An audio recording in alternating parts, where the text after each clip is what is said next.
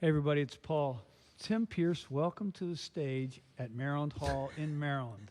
Thank you. I'm very excited to You're be all here. the way across the country with your relatives and your wife? That's right. Got a lot of relatives here, and it's a nice place. Do they live in Annapolis proper, or are they in this area? All around. All around. Yeah. Well, you're invited back anytime. It's a pleasure to have you here, to have Thank you. and Tyler doing these master classes back to back is a joy. I want to make something clear.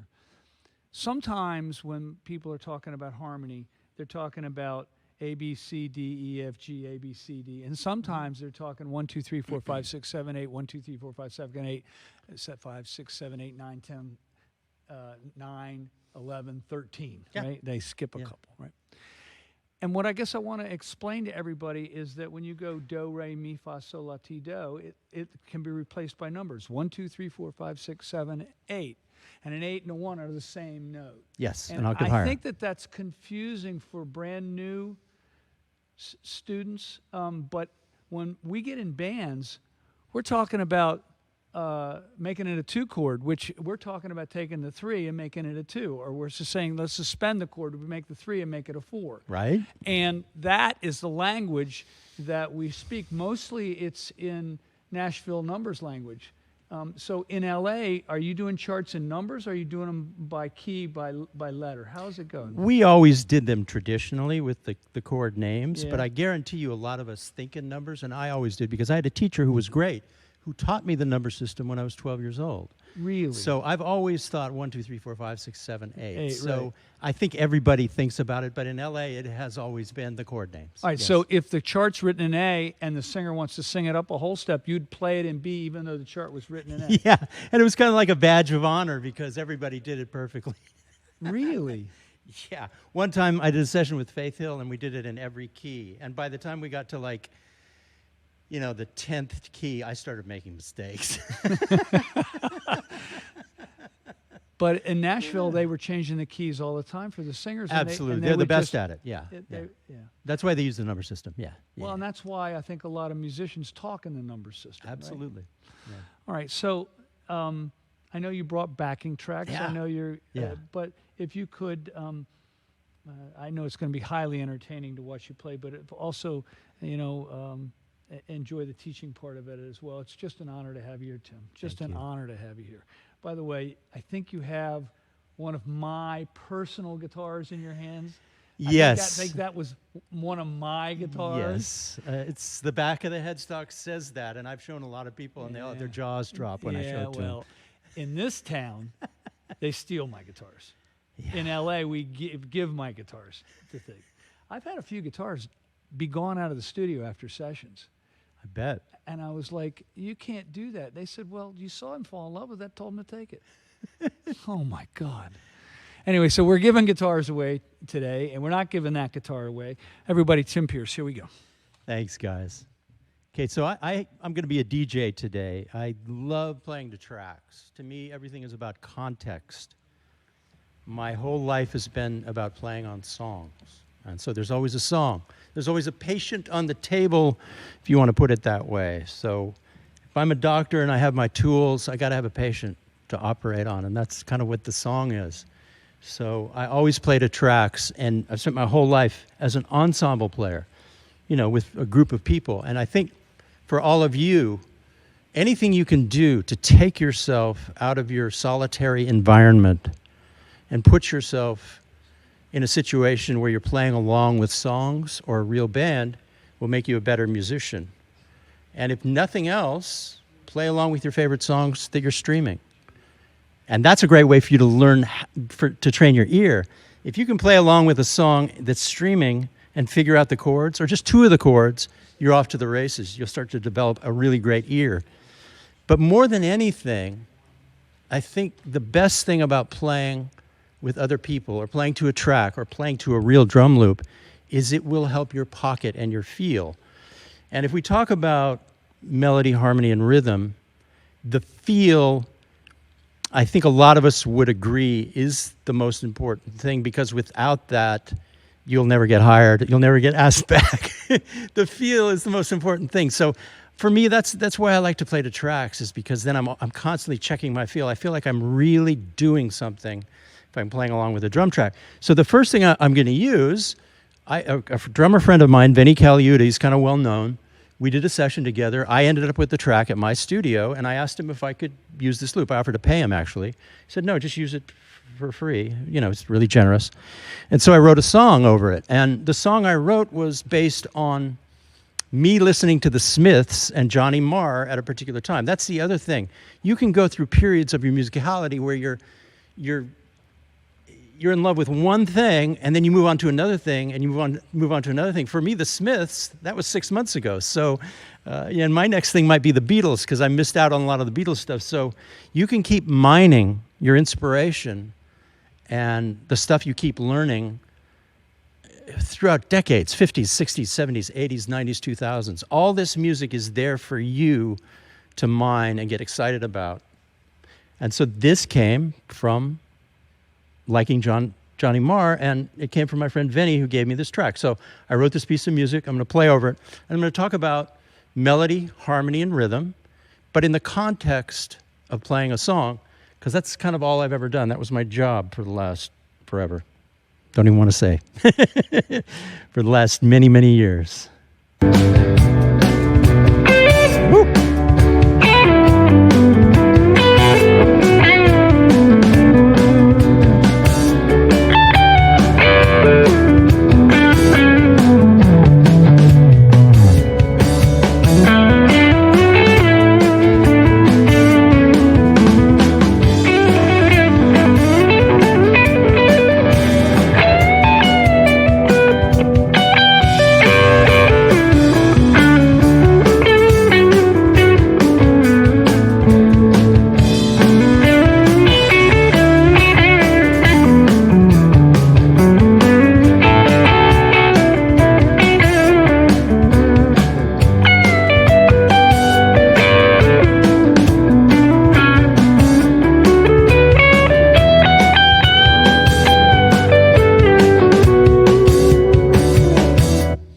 Let's talk about melody first. I have this theory that the best melodies on guitar can come from playing on one string. And there's a reason for that. If you take a horn player or a vocalist, they can't play chords. They only have one note at a time. So you'll find that these guys are the best at doing melodies that there is. And if you restrict yourself to one string on the guitar, you'll instantly start being melodic because you have no other choice. So we're in the key of D and the key of B minor in this song. And if I use one string, I am literally forced to play melodies.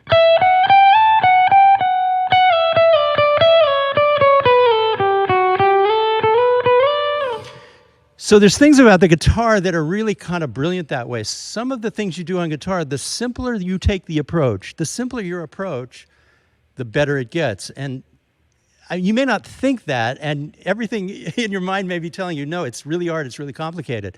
But honestly, the simpler you think about stuff, the better it gets sometimes. And this is one of those situations. So if we're talking about a D major scale and the 7 notes, and I'm on the E string, I can start here and walk up. 1, 2, 3, 4, 5, 6, 7, 8. And if I walk down, I almost make it to the end, then I have to switch over. So if you work on one string, there are really 2 amazing benefits from that. One is you'll play melodies because you're forced to.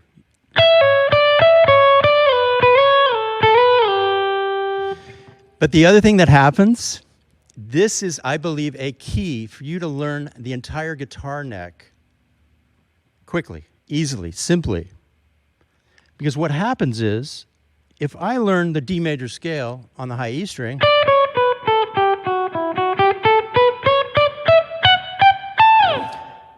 and it's, so what is it? It's 2 whole steps, a half step, 3 whole steps, and a half step. That's how the numbers play out.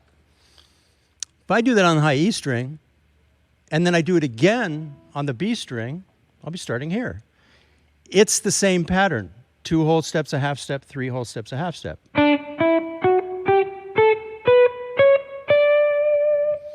okay? If I move it to the G string, I start here, same thing.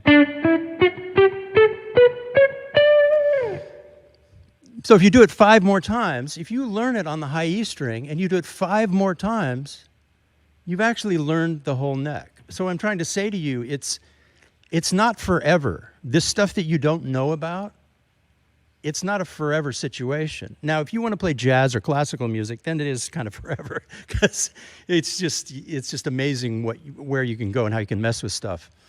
But in my realm, which has always been rock, pop, R&B, country, the blues, there are real kind of definitions to how much you need to learn to do what you want to do, to say what you want to say, to have the conversation you want to have.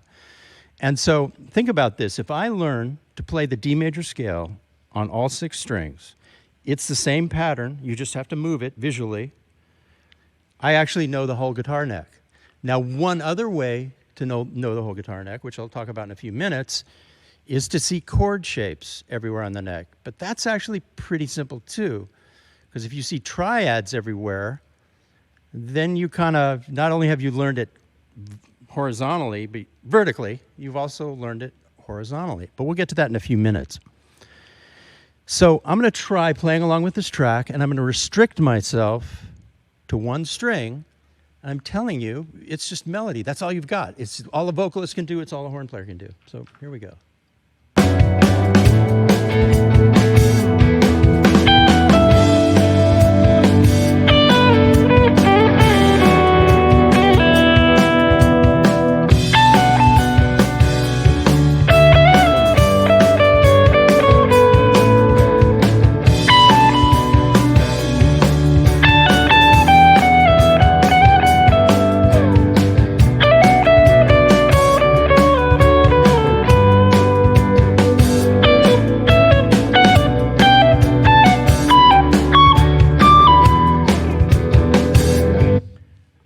It's pretty great because you never lapse into any of that kind of guitar lick stuff that people complain about, people get annoyed about.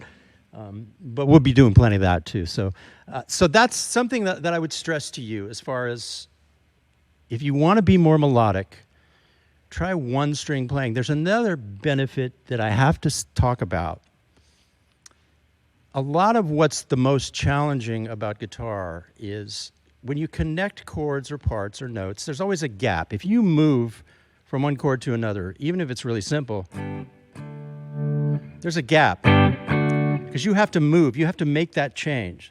So a lot of what I always had to do in my job was to heal these gaps, because if you're recording for a living, people don't want to hear any gap. And so if you're switching from, oh, there's a good example. That's getting from that chord to that chord with no space in between. I'm talking about, so the G chord lasts all the way up to the beginning of the D chord. That's really a challenge. You would think it was simple, and it is simple, but if you want to be a better guitar player, always pay attention to the spaces between the notes and the chords that you're playing. So back to the 1 string concept. All the spaces take care of themselves because you can either slide up or down. So it's really a smooth way to play melodically. Now, let's just bring in 1 more string, add a little vibrato,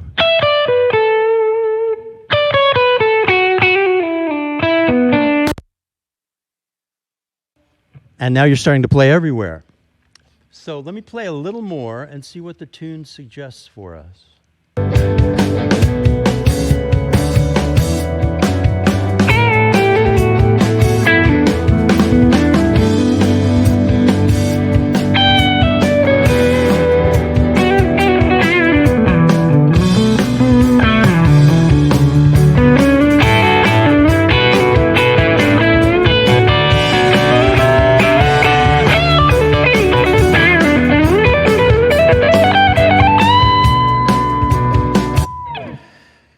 Okay, so when I play solos, I try to keep them interesting. I try to keep the audience from losing interest, the audience from getting bored, myself from, hating what I'm doing. all the stuff you guys feel. We all feel the same stuff. So what I try and do when I solo is I do something, and then I try and do the opposite of what I just did. Or near the opposite, or just something very different. And often, my solos have only 3 elements. Melodies, like I just showed you, simple melodies. Sometimes I've called them nursery rhyme melodies. And then when I get sick of hearing myself be really sweet and melodic, I play the blues. So if I do a melody that's really simple, and I go, I want to be aggressive, I'll immediately jump into the blues. Back to melody. Into the blues. And then the third thing I'll do is I'll do chord shapes. We'll get into that in a second. And then we get into harmony. Double stops are part of that.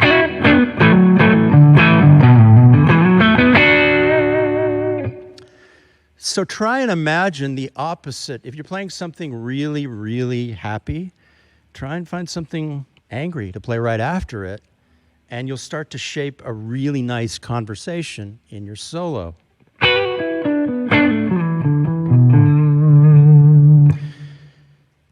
So I'm going to show you a couple of things I do to try and get the most out of being in one position and the most out of playing everywhere on the neck.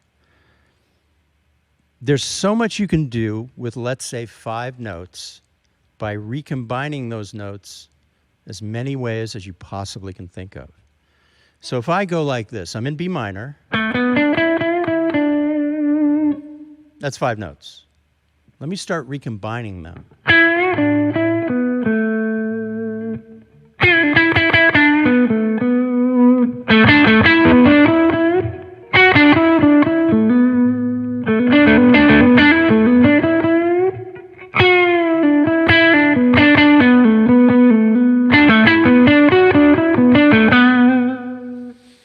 That was 5 notes, and I tried to think of as many ways as I possibly could to recombine them. So that's a really good strategy.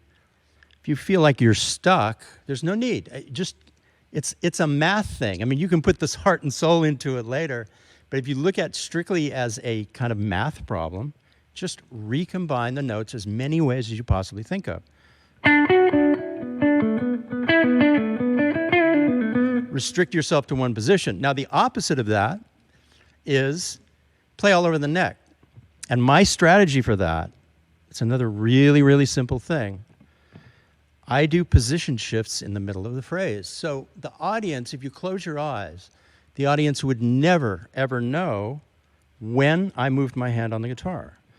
And there's 2 simple ways of doing this. I either take my index finger and drag it down on one string, or my 3rd finger and advance it up on one string. Or it could be the little finger too. So what I'm talking about is this. If you're in B minor and you want to move positions, do that. That's simply the index finger descending on one string. So what that does, it opens up all the new possibilities in the new places. So if I'm here,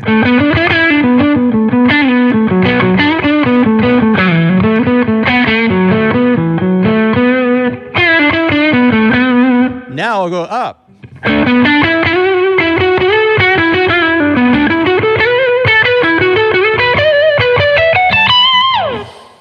Pretty simple. All I did was descend on the G string or advance on the G string with either the index finger or the 3rd finger.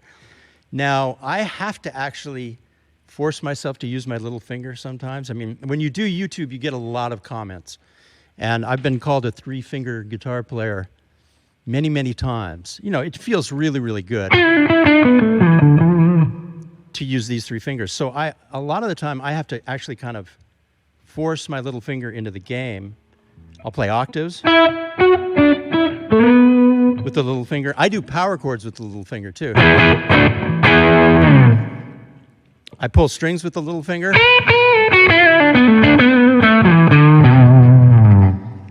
And Phil X has this strategy. Phil X has admitted to the entire world, he's a friend of mine, we all kind of know each other, that his little finger is weak. So what he does is he actually will he'll force himself to not use the index, and he'll do stuff like this. So that's a really good tip to get your little finger into the action. So sometimes I will slide up, back to what I'm talking about, I'll slide up with the little finger, but it's often just the third finger or the index finger sliding up or down that puts me in a new position. Every new position will suggest a whole new vocabulary. So let me play along with the track again and kind of demonstrate that.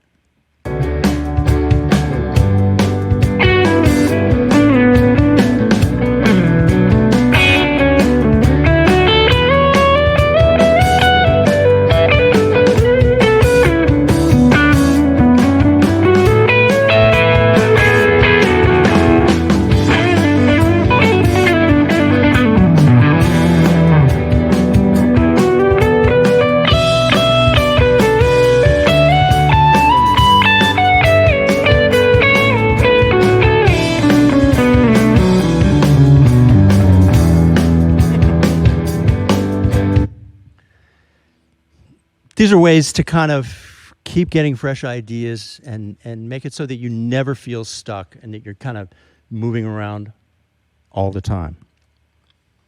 So here's another simple thing that is an amazing tool.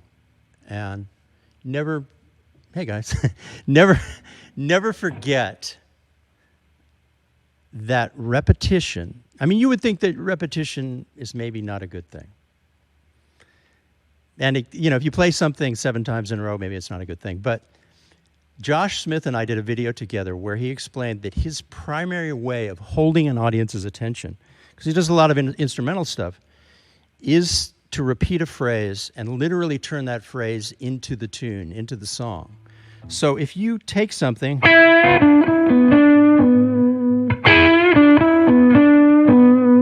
and do it twice, it begins to become the tune. Let me demonstrate that really quickly.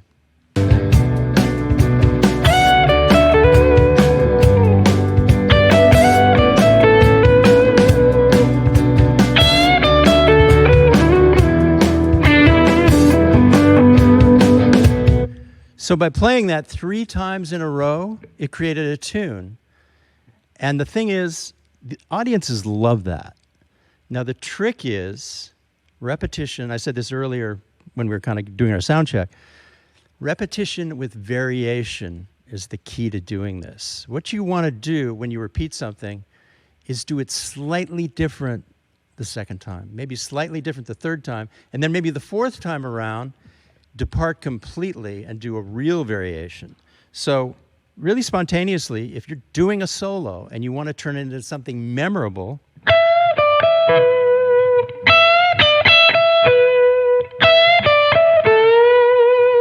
that was 3 slight different phrases, and then maybe the 4th phrase, I do this. Start the whole thing again.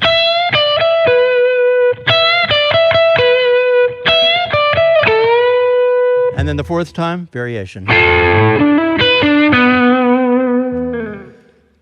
There is a limit to that. I mean, I kind of get annoyed when a guitar player does this. I think you can do that once in an evening and get away with it. But I think 3 times, 2 or 3 times, and you have a tune. So another simple tool that you might think was a liability, it's actually an asset. It's actually a really great thing, and audiences love it. Partly because an audience, they want repetition that just makes them feel comfortable. And then when you actually depart, that surprise is a wonderful thing. So when I write a song, I like it to be simple, but I always put a twist in, which might be some borrowed chords or a key change. And this is a pretty simple song, but there are a couple of borrowed chords. And all that means, if something is borrowed, it's taken from a different key or a different tonality. So this is in D and in B minor. Couldn't be simpler. You can play the D major scale over this. You can play the B natural minor scale, the relative minor. But there is a spot where it goes to an A chord and an E chord. And there I do have to pay attention and kind of play chord tones over those two chords. And then at the end of the whole thing, it lands on an E minor, and I have to pay attention to that because anytime a piece of music just sits on one chord, you actually have to be more careful. Your landings actually have to be more accurate. You have to land on chord tones if the chords are not flying by you. So let me find the cycle. Let me demonstrate this before we move on.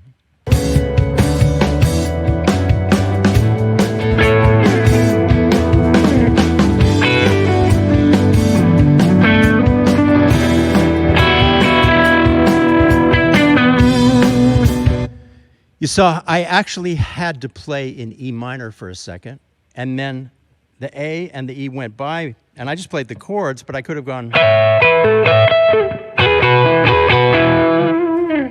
Those are borrowed chords. It becomes B minor Dorian for a second. So I like to put some little challenge somewhere in the actual piece of music, but have the whole thing mainly be simple, because here's another asset.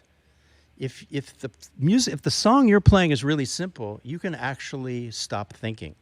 And there's nothing better than when a musician stops thinking. It becomes kind of a trance. It becomes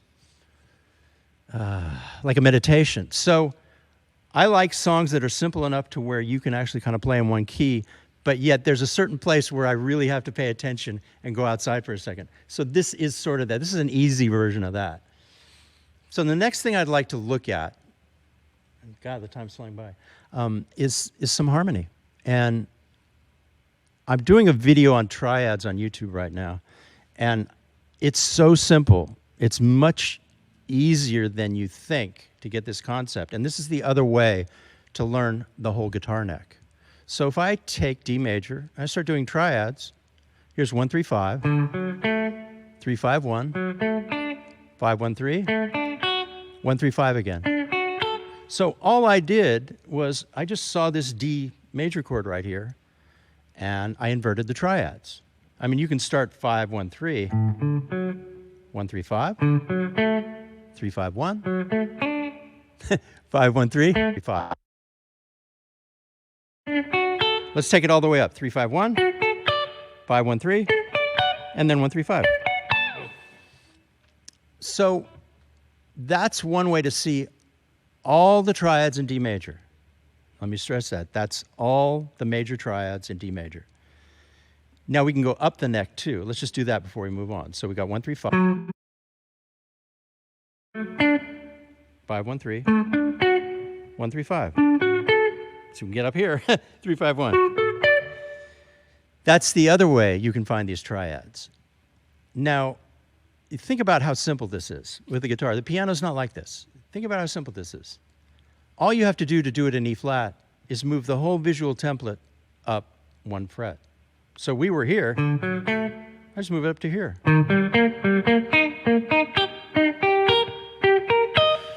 There are not a lot of instruments that make it that easy on you. So if you learn, the thing about guitar is if you learn these simple visual, these maps, if you learn these maps, once you learn them, they're yours to use for the rest of your life. And in a lot of cases, there's nothing beyond that.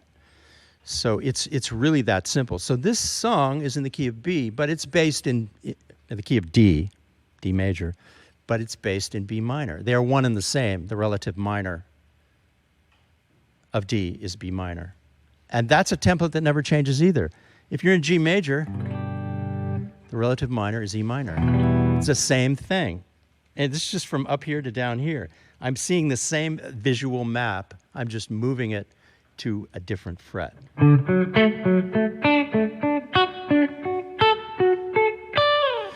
So now let me do a little playing with just this simple knowledge of these major triads, and then I'll start messing with the triads.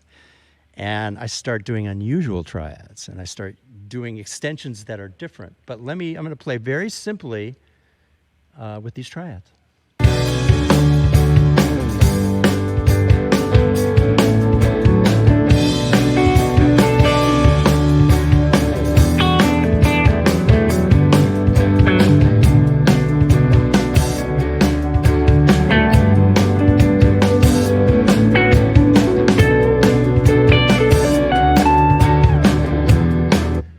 Now, that's very simple on purpose because I wanted to show you. Of course, if you were performing that, you'd put much more attitude into it. Or you might just touch on it.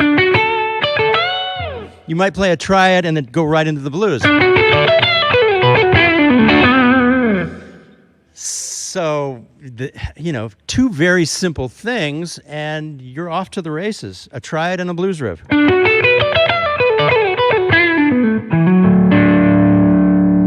Triad at the beginning, blues riff in the middle, triad at the end. So now, I'm going to start messing with it. So if I do this D triad right here, I'm in B minor. Let me make it a B minor triad. Now let me mess with it and do B minor 9.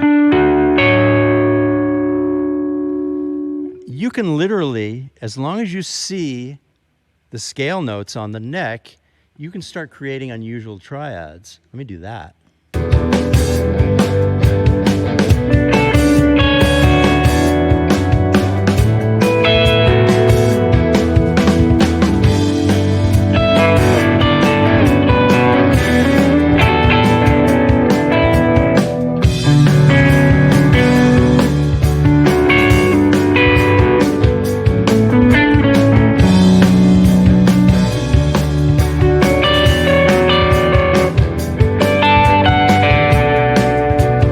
So guys, it's literally just searching and finding interesting stuff. Just make sure you use scale notes. B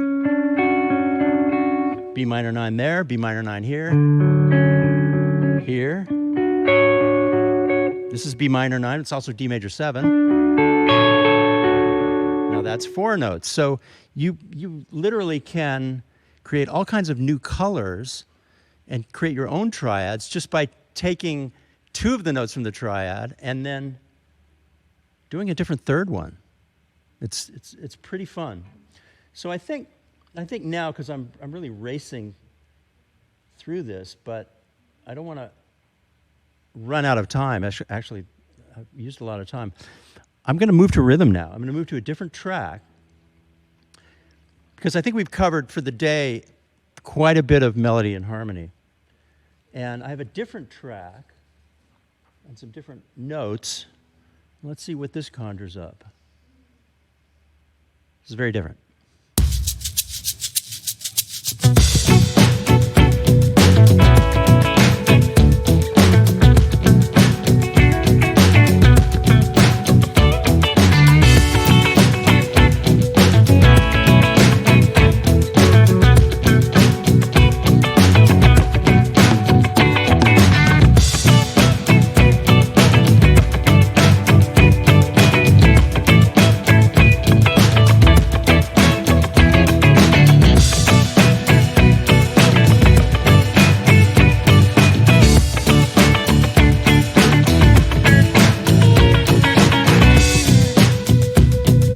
So rhythm.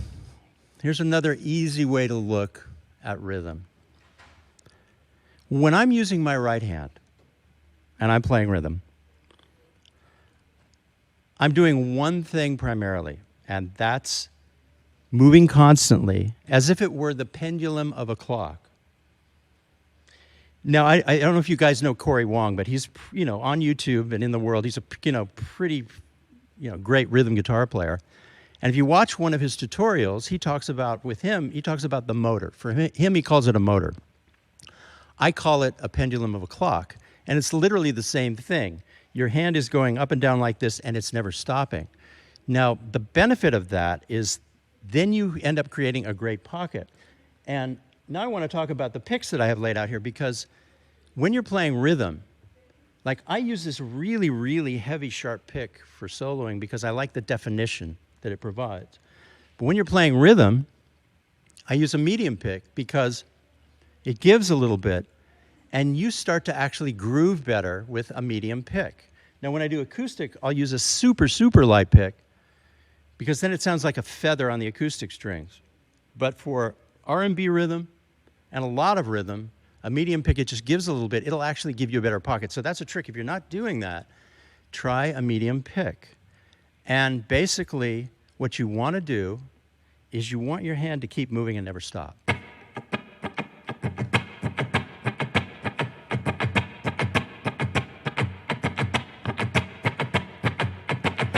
Now I have that's what I call my big brush. The big brush comes from the elbow.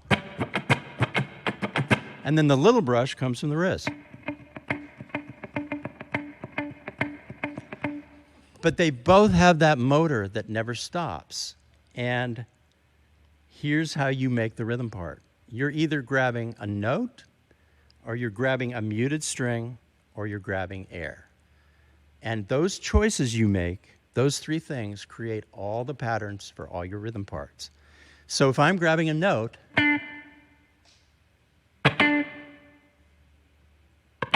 I still keep my hand moving in the air.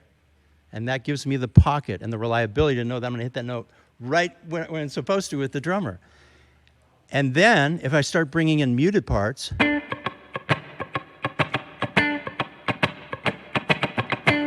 then I become a percussionist. And a lot of this stuff disappears in the band, in the ensemble.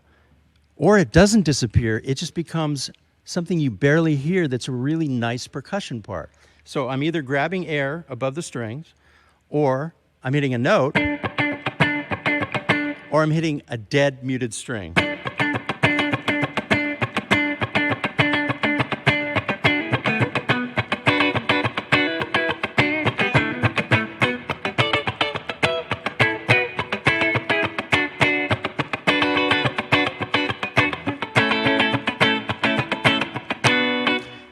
And the truth is, all of that muting, all of that stuff just disappears in the track and becomes something really great. Now, the most important thing that you have to do when you're playing rhythm guitar, I can aim for one note, and I can use my big brush. The way I'm able to do that is the left hand right here is making sure that no other strings sound except for the note that I want to hear. But I'm hitting 4 or 5 or 6 of the strings over here. So I get this gravity. I hate to use this word, but it's gravitas, really. You get this big thump from hitting all of these strings, but only sounding one note.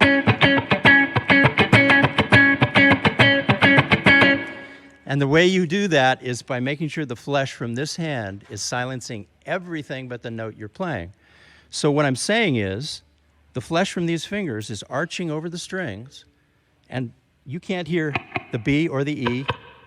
And then these two fingers are muting these strings, and then the thumb is helping out muting the low E. Now, this may seem hard at first, but it so quickly becomes second nature, you won't even think about it.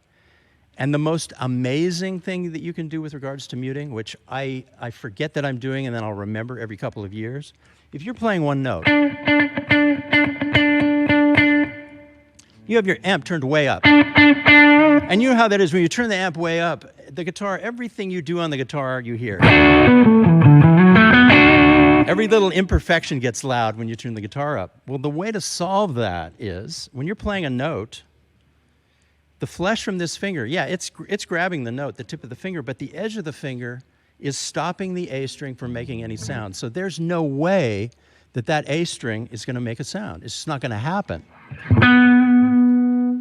And if you start doing that, eventually, quickly that'll become second nature. I don't even think about that. It just happens.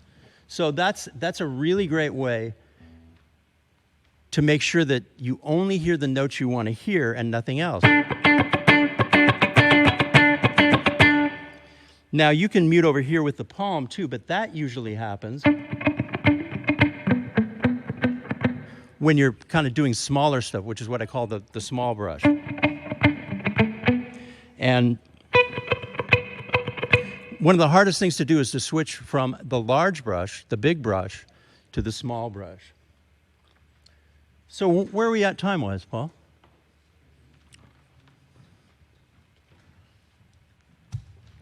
Is this on? We have lots of time. Good. But I'm watching your Masterclass, and I have something to show you. Yeah. And I realized why we're friends. It's the weirdest thing. We're friends for a variety of reasons, but you don't know this part. So I'm going to get my guitar, okay? Is my amp on? Yeah, okay. Well, check this out. Okay.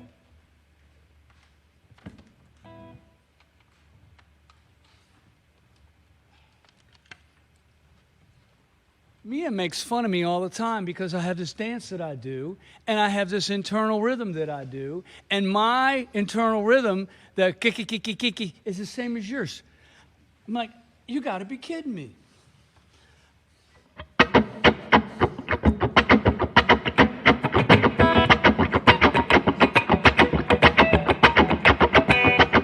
Which is a version of yours. Wow, you're right. It's you're the right. same thing. That's the same. On the high, I got that one, but and what'll happen is we'll go over to gig, and Greg will start doing it on my guitar with sticks. You want to see this? Come on, Greg, get over here. You got to see this. That's the same internal rhythm that after all these years that I have, and you're sitting here doing yours, and I'm going, that's mine. I saw you couldn't wait to get up here. Because now you're talking about not Masterclass 101, 202, 303. You're talking about 707, 809. We're talking about having that internal rhythm so that you are never out of time with the little syncopated stuff on the hi-hat. Right. Because you got it going on. And I'm like, he can't take my internal rhythm. That's not fair. Come here. Check this out. So we do this at gigs. Now we're, so watch this. So come on, Greg, get over here. Go on. That's right. Listen.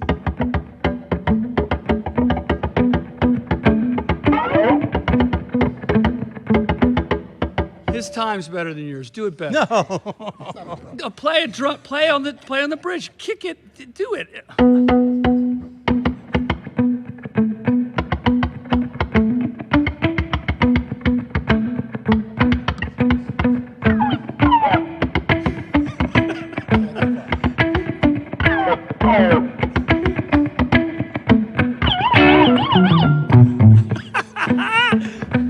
So we have this thing at the gigs. Well, Greg will start playing on my guitar, right? It's the same internal rhythm. Yeah. Which is different than when we started. I was playing straight eights at the beginning, which is, which is not.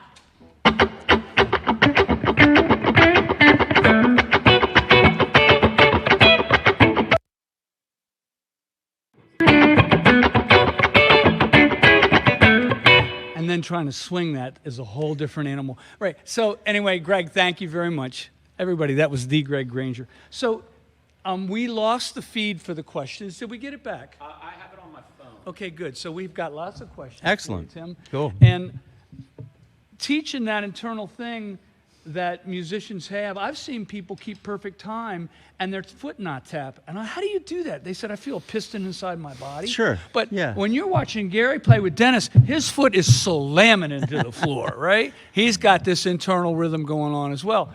And I've seen Little John, the great drummer, sit there, cross his arms, and have the whole audience feel the time, and he's not moving. It's very cool what these musicians can do. Yeah, and you're talking about your internal, right? For me, it's this. It's basically this. Goes anyway, all the time. So he's got questions for you. Awesome. Okay, great stuff. So I have a bunch here, and I'll try to get new ones coming in. I can see them on my phone.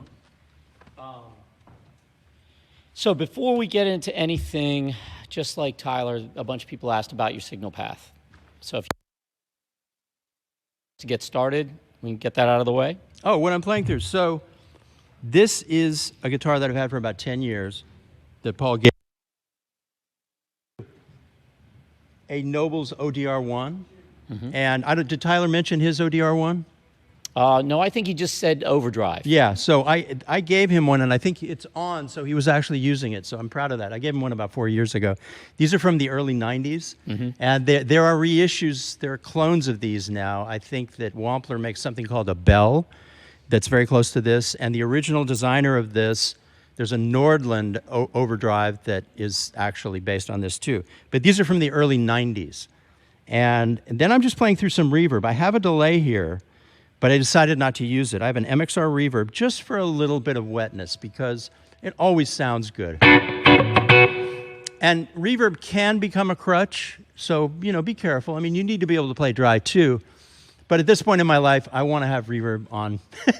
It's really a wonderful thing, just to have a little bit of wetness. And then basically I use the middle position a lot because I like the kind of bell-like clarity of it. And I'll use the bridge pickup for effect sometimes and the bass pickup. But for soloing, I'll often use the bass pickup, the neck pickup, and the middle position. Okay. Wonderful. Thank you for that. All right. Yeah. So these are going to be, there's a lot of great questions in here. And I'm going to paraphrase these because I jotted them down. So if I am asking your question, it may be worded a little different. Bill T had a really good question. He said he is a drummer that is now learning guitar.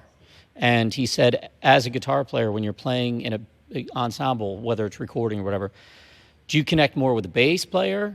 Do you connect more with the singer or another rhythm guitar player, drummer? Where is your focus? I would say in an ensemble, you really have to connect with the drummer first. If you're solid with the drummer, then everybody's going to trust you. So I've talked about this. You want to get inside the drum kit. So these rhythm parts,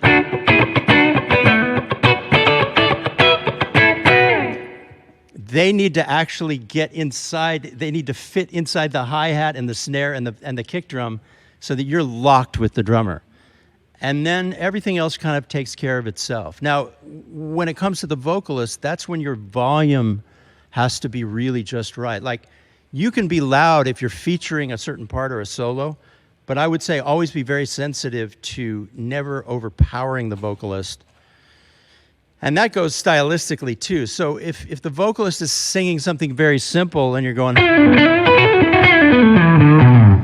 it's not going to be appropriate. You can save that for the vamp maybe or the solo, but if the vocalist is doing something simple, you want to do something simple in response. Could be that, or so your fills is what I'm talking about, can never overshadow or be inappropriate for the style of the vocalist. So let's just talk about those two things. You need to lock to the drummer, be inside the kit when you're playing rhythm.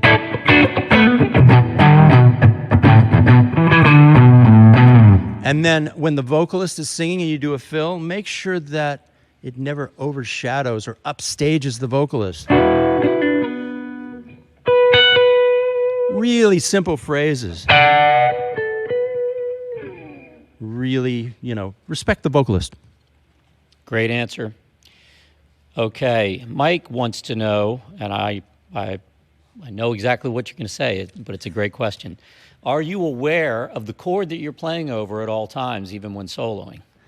Yeah, I pretty much am, but that's partly because the music I'm playing over is usually pretty simple. So, well, yes and no. The thing is, if you're playing over just a groove song, right? Like a meters song or something that just grooves, you can turn off, any awareness of the chords. And let's say I'm in B minor, and it's a one-note song.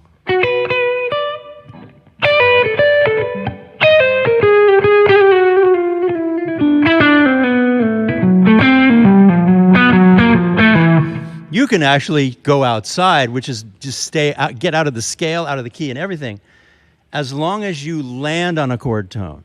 So that's kind of why I said it, because we're going to play. Yeah, that'd be great. That'd be great. Absolutely. For those of you who couldn't hear what Paul was just saying, he's calling up the Granger brothers to play this groove with Tim to demonstrate it. So there's certain, I call them landmines, certain tunes have a place where you really have to see the chords. You can't ignore them. And then other times, if it's on the tonic or the relative minor, you can actually turn your mind off and not pay attention to the chords. So it works both ways. It just depends on what the song is and what section of the song you are in. That doesn't matter. You shout the key to me and we're off to the races. And this is where they're going to play, so we don't have to think about the chords. It's just, what key do you guys want to be in? C. Yeah, okay. Key of rack tom. So I'll just jump in it? Yeah. Okay.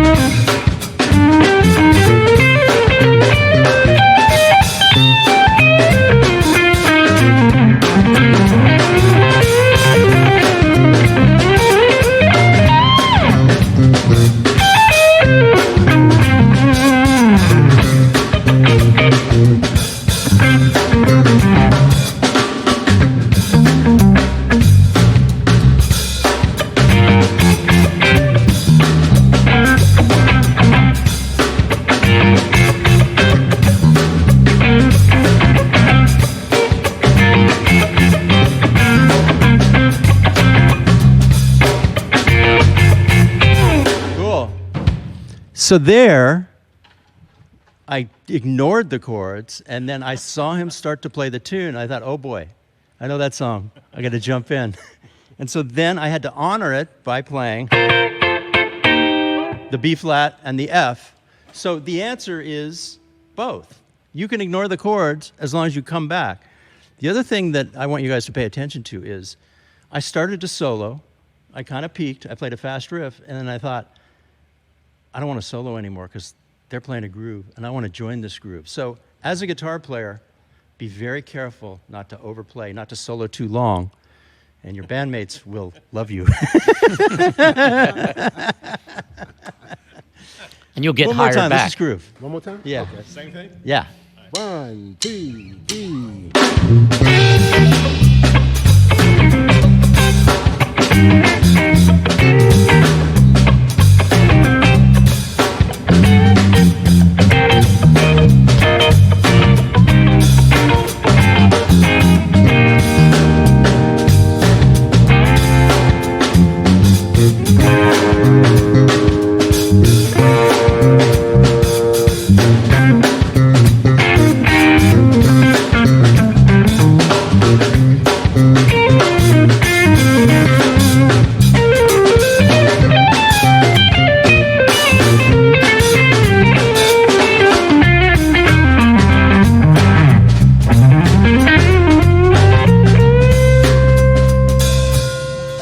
Yeah. Thanks, guys. So, it was great. My whole body feels better. Thanks for joining. Man. Thank you, sir. Yeah. So the answer is both. Yeah. Granger Brothers. Killer. Okay, well, back to the questions. We got a bunch more. Thank you, Phyllis. So one question that I also found very interesting was Chris wanted to know about your choice of chord inversions, like what makes you choose, like when you're recording, to use a first inversion, or when you might use that little Hendrix thing where you've got the third on the top. Yeah, I had a really great session player in the 80s tell me that he only played 2 or 3 notes when he was doing record dates. He was doing a lot of record dates. So what that means, if you take, just use Nile Rodgers as an example. Most of what you hear him do is on the top 3 strings.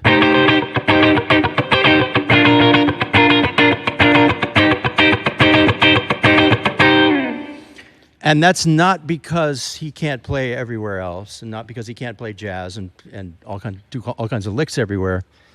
It's because in an ensemble, it's really, with a clean guitar sound, a lot of the best stuff happens on the top 4 strings, and a lot of the stuff that really, really pokes through is either 1 note or 2 note or 3 notes. And a lot of the stuff that really works is here in the middle, right? So if you can go up here, that's great, but most of the time you want to stay kind of in the middle on 2 or 3 notes.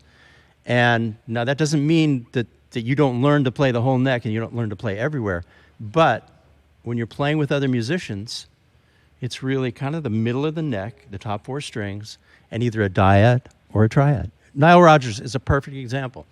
He's an amazing producer, amazing songwriter, great guitar player. He's just playing on those top 3 strings almost 100% of the time. Yep. Great.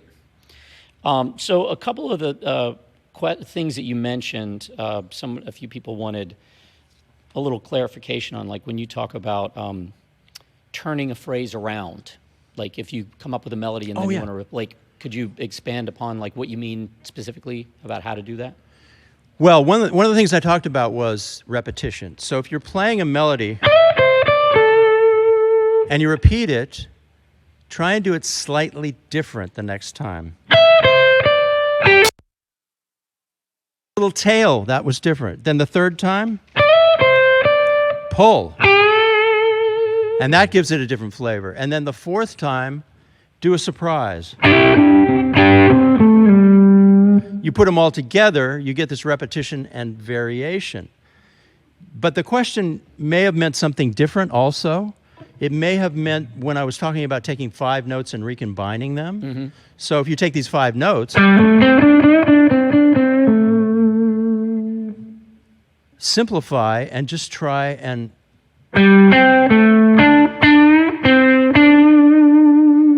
do different combinations. Also shrink it to 4 notes and shrink it to 3 notes. So I think that may have answered the question.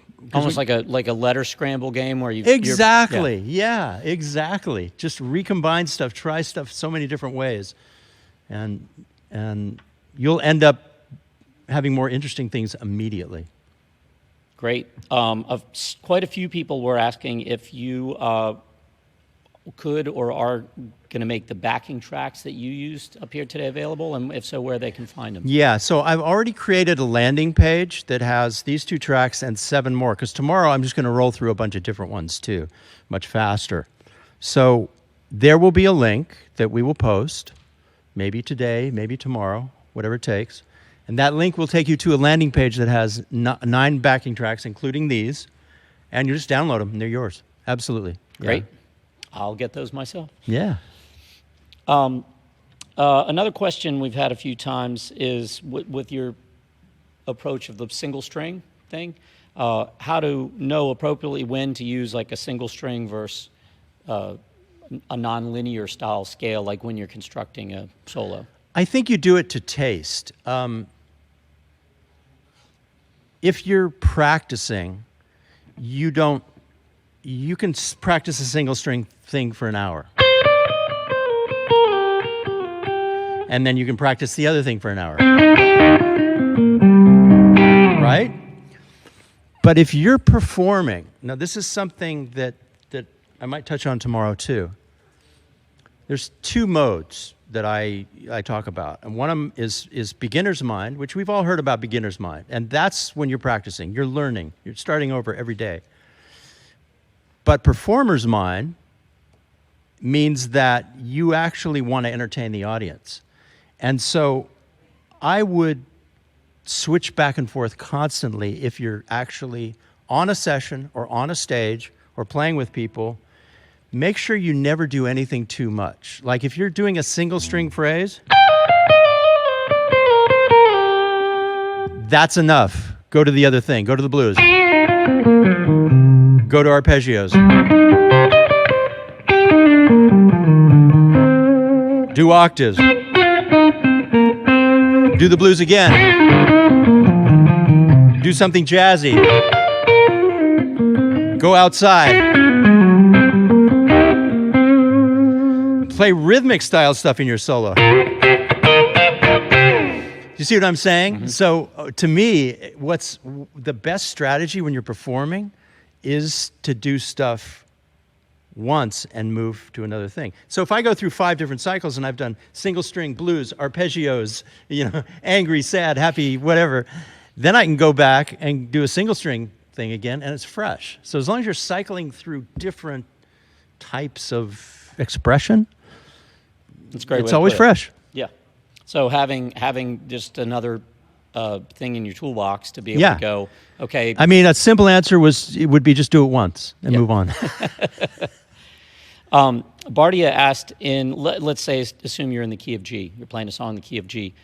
Did you say G? G. Yeah. Yes. So when you're looking at the neck or thinking about the neck, are you picturing it in separate like modal blocks, or do you picture one giant G major scale across the neck? The answer, once again, is both. And this is a great thing to talk about. If we're in the key of G, I see G major everywhere. And you can too. It's really that simple.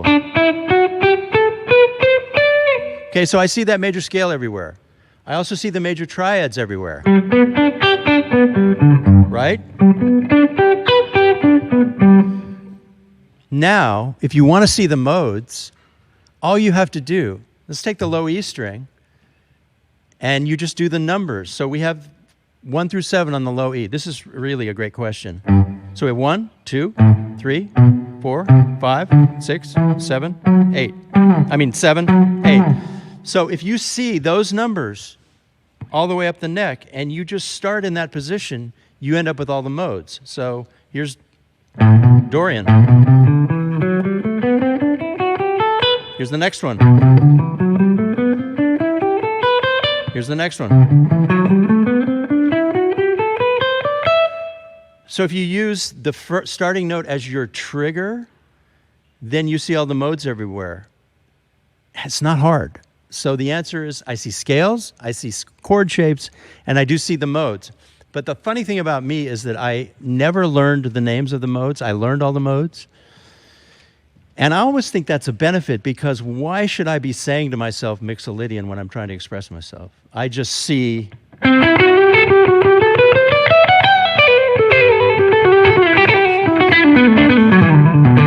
I just see the shape and I play it. So don't get hung up learning the names of the modes. You can still see them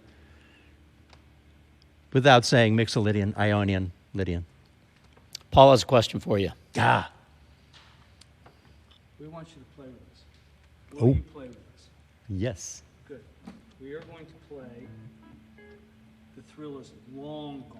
Okay, great. Which means it's so slow you can't believe it. Okay. In B minor. Cool. This is nice. I should have specified that I wanted you guys to get up here. Next time I will. I want to be able to hear you think.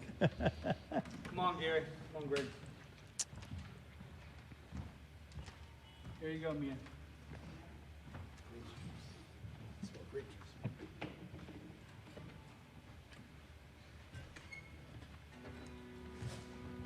What key did you say? B minor says to all keys. It's not Okay. B minor, B minor, Mia. You know it?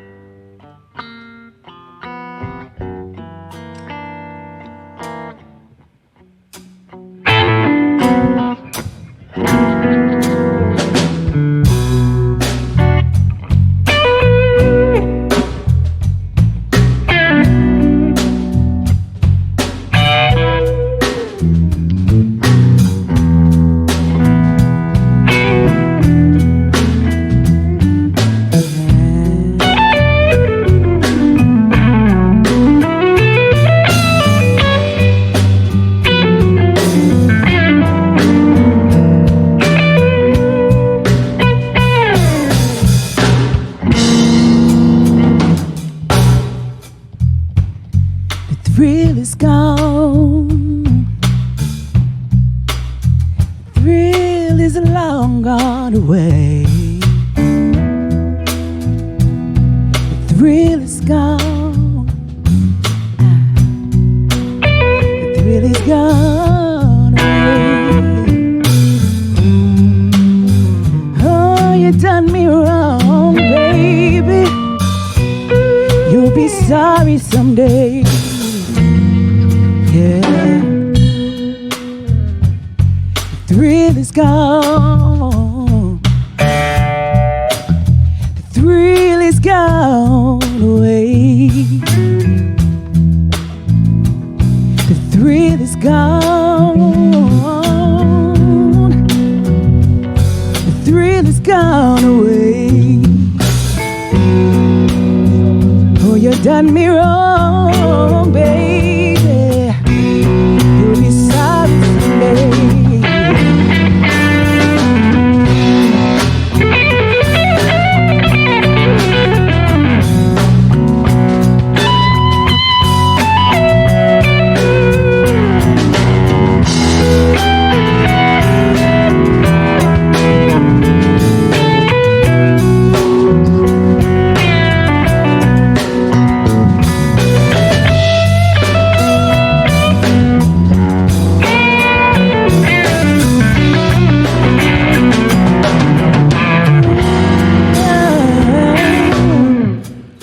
The thrill is gone.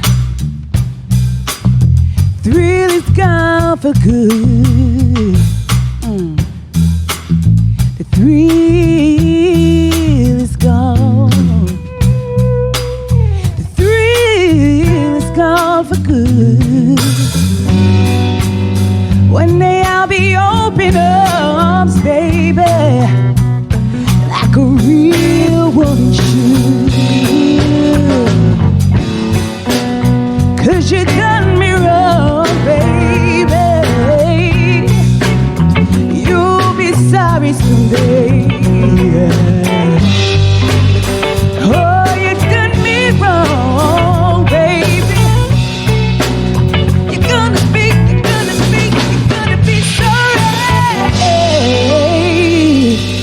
done me wrong, baby. You'll be sorry someday.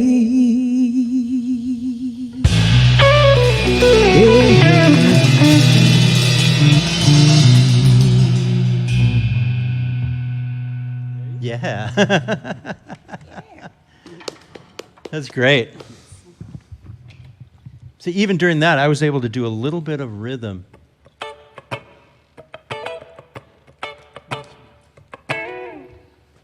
Thanks, guys. Thank you. Couldn't make that go by. No, thank you. Did you go outside? Wait a minute. Is this mic on? Did you go outside or you stayed in? I stayed in. You stayed in. Yeah. Now, all that talking respect- going on. I mean, it's for me. Once there's a vocalist, then it's a new. It's a new- royalties there. It's royalty. So You don't mess with it. I've damaged my hand really badly, and I can't play a G major seventh anymore because I can't bend my finger. And I'm like, the whole time trying to figure out what inversion I'm going to play that I can get away. You can actually play. That I actually play. Yeah, that's interesting. How much more time do we have? We've got about 15 minutes, and we have lots so of you questions. got more Yeah, questions. keep going. So one of the questions was, how do you approach complimenting a singer? And I think you just demonstrated that. I don't, Well, let me reiterate, because you can't talk about this. Never upstaged them. Like I did one fast riff in the solo, but I wouldn't dare play a fast riff while she was singing, because she's not doing that, and it's not, to me, it's never been appropriate to do that. So for me, it's little colors, little stabs, little rhythm parts, little fills that complement and never upstage the vocalist. And then the other thing that's really, really important is volume. So if you want to step out, wait for the solo, but make sure that the volume of what you're doing is maybe just slightly, you could match the vocal level, but make sure it never goes, louder than the vocal level. And then just think of style. What's the appropriate style, During my solo, I can pretty much get away with anything, but while she's singing, I want to be traditional in a situation like this, and be Wes Montgomery a little bit, or B.B. King a little bit. I wouldn't be Jimmy Page, so those three things. So basically as somebody who's made my living as a hired gun, I can toot your horn so you don't have to toot your own horn. But what you guys are hearing him say is the foundation for why he's hired so much. When you approach playing with other people to complement the other people and make the song the best and make other people, that's when you get hired, and that's why you are where you are and you've been on all the records you have been. That's incredibly important, what you just said, as far as listening and not stepping on, and that's brilliant. Well, I mean, you want to make your dream come true, but if you're playing with people, you want to make their dream come true first. The singer and the audience, basically, I made my living trying to make an artist's dream come true, basically. They bring a song, and I come up with parts that make them, want to take it out in the world and play for everybody. That's great. Somebody had asked, Barty had asked about when, let's say in the studio, when you're constructing a solo for a track, do you try to sing it in your head first? Do you listen and try to kind of, before you put your hands on the guitar and try to play what you're hearing in your head, or do you kind of use your fingers to kind of guide you? I only cared about my entrance, really, when I soloed. Now, there are people, I did an interview with Neil Giraldo recently, and he said he always planned the beginning and the ending. That's a good strategy, too, but I always just planned my entrance and then kind of went for it. And then I read the room. So often, I mean, if you're working for people, with people, you probably quickly know who their favorite heroes are, who their lifetime favorites are. If somebody's favorite guitar player is John Mayer, then I'll do a Hendrix style that Mayer borrowed, because that's where I learned that style. So if somebody, I know that they love John Mayer, I'll do something clean and Hendrixy and try and give them that kind of, mood. And so that's me kind of playing to the person who's hired me, or that's me doing the job I've been hired to do. But I don't plan that. And I'm not afraid to fall on my face, So, I've learned that if you play something and it's not right, you just laugh about it, and you got to be quick and go a new direction. But I always just change direction immediately, laugh about it, and you got to fall flat on your face sometimes to find out. But generally, what often happen, just doing stuff spontaneously on a solo, you would get all of it, and then you might just punch in a different ending. Honestly, that's what would happen most of the time. People get so excited, and you go, well, let me do a better ending. And then you work on that for a little while. And that's, practically how it would play out a lot. Great answer. So these are two similar questions I'll kind of put into one. And, one is from Bill about how to do call and response with people. And Jack was asking, like, when you were playing phrases, are you thinking in terms of 4 bars, or do you have a set amount of time? I think both of those kind of could go together. Yeah, they do go together. And it works for rhythm and lead. I'm always thinking, when I do a rhythm part, I'm always thinking of changing it up on the 4th bar. So if my rhythm part is,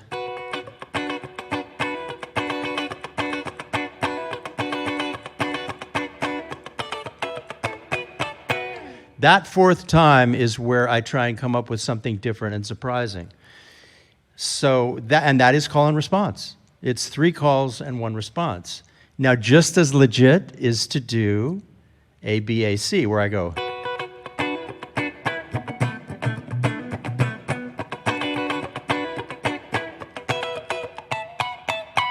So that was A, B, A, C. So that's another way of thinking about it. Same for soloing, or I'd rather say the same for creating a nice melody, is that you would play it the same 3 times, and the 4th time you would do it different. So if there's a simple answer, I'm always thinking in 4-bar phrases and changing the 4th bar, and then from there, it can become the 2nd bar also. It can be a lot the same way a vocalist would construct a chorus. Totally, yeah. Every 2nd bar, every 4th bar. Mm-hmm. I have a question. Yeah. For myself. How do you go? How differently would you approach a really short solo? What's your methodology if you have it's 4 bars, or you have 12 bars? That's actually my favorite thing. I maybe start out with the melody. And at a certain point, it might not be at the end, I would try and do something, a burst of speed. That's enough. Mm-hmm. It might not be at the end, because the end, if you do that burst at the end, it's very predictable. I mean, that's kind of what's been done through history on guitar solos. You do this flashy thing at the end. But I might do a burst of speed right after the halfway point. So I would start out with something melodic, then maybe play the blues, go down low, then I'm thinking I want to do a little flash.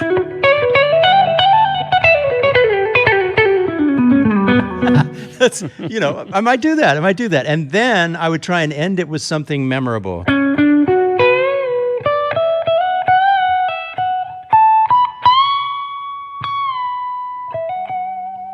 There you go. So my favorite solos are 8 and 12 bars. Yeah. They really are.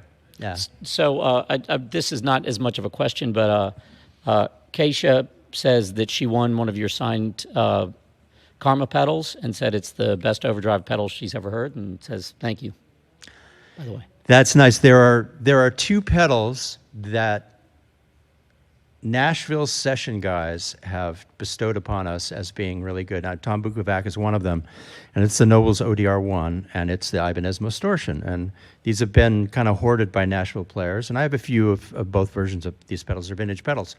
There are now clones of these pedals. And so go out and find a clone of a Distortion, which is the Karma pedal, or the Dan Electro Roebuck. They're both about the same price, and they're both total clones. And then in the realm of the Nobles ODR1, it's the Wampler Bell, and Nordland actually makes, the original designer of the ODR1 makes a clone. So I'm glad you like that pedal. I'm glad we were able to give it away, and we have to thank the generosity of Karma.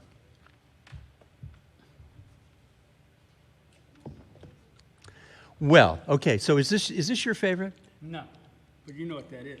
Well, I've used these. Yeah, I've used these before. Yeah, it's a great. Yeah, it's great. This Found it in Japan. This is hard to get, right? The sonic distortion. Yeah, it's really hard to get.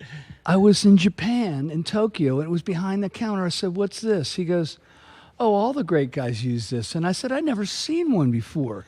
And I plugged it in. And I went, "I'll take it." Yeah. You can't have it. Okay. Okay. Unless you want it. No, no, no. If you want that to be your present for coming to Maryland, you can take it with you. No, I won't take it. Why not? Do you have one? I don't. No. That's yours. Okay. Okay, we're Thanks. not arguing. Thanks, Paul.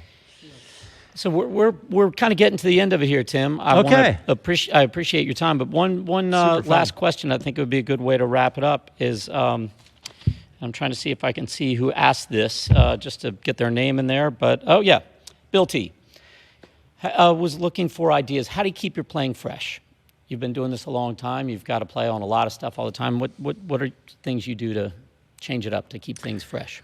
Well, you go through different seasons as a guitar player and stuff that really interests you. Right now, for me, I really, really like playing a little cleaner. Like in prior kind of seasons, I've had tons of distortion on the guitar, but now, and I've seen this with other players too. I mean, let me turn up the gain.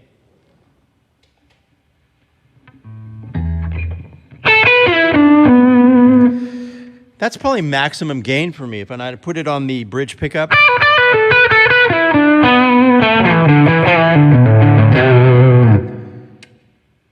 I actually try and use my pick to activate distortion and deactivate it. So I can play clean by picking softer.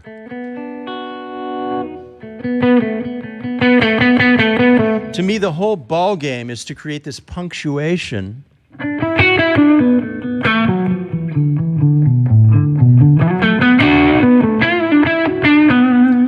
by having a kind of gained up tone and going from clean to dirty with my pick. Now, in prior eras of my life, I might have just gone full out. So this is something I discovered that I love recently. So that is one way to keep it fresh, is to start focusing on things that maybe you ignored earlier in your life because you were so hell-bent on playing fast or whatever. So, but I'd say the primary way to keep stuff fresh is to put up tracks, great tracks by great artists and great guitar players from all the eras of music, and try and figure out what they're doing.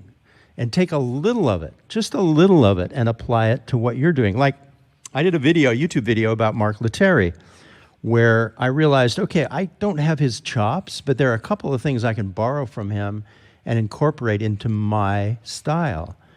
And that's what I'd recommend. Pick people that are even, beyond your reach, and just grab a small element that you can pull from them and incorporate into your style. And then also learn parts off songs, learn other people's stuff. That's really a great way to keep it fresh.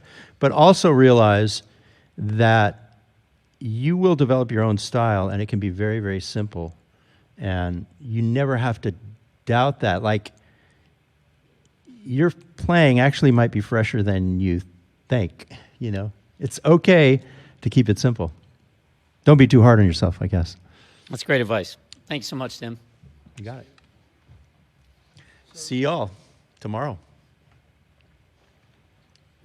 So, Tim, our next Masterclass is with Benji Parecki. Benji's that keyboard player that you loved last year. Oh, yeah, I love him. Yeah. Plays great. He's a wonderful musician. Yeah. The reason I asked Benji to come here is because he has a way of looking at harmony that's a little different than most keyboard players. Benji's a very good guitar player.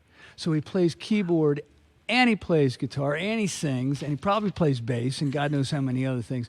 But so when he's explaining harmony, he's doing it from letters converted to numbers, Nashville style of teaching harmony, and he's up next. So, everybody, big hand for Tim Pierce coming. Hey, it's raining. See you all tomorrow. It's going to be fun. Go Thanks crazy for coming. tomorrow. What, you get to play one more time today. Oh, that's right. That's right. That's You get to right. play We one do more our thing, time our today. song. All right, Great. it's gonna say stay tuned, and we'll put Benji up. All right, everybody.